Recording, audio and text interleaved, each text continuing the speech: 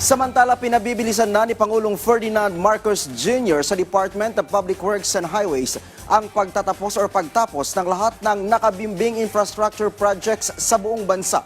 Nais po kasi ng Pangulo na agarang mapakinabangan ng publiko ang mga proyekto ng pamahalaan.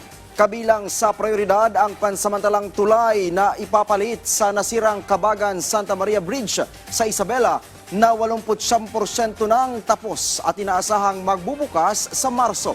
Iniulat din ang pagkumpleto ng repair sa Bukidnon, Davao Road at Quezon Road habang tuloy ang pag-aayos sa ilang bahagi ng Maharlika Highway at ang EDSA rehabilitation na halos kalahati ang natatapos at target na makumpleto sa June 2026.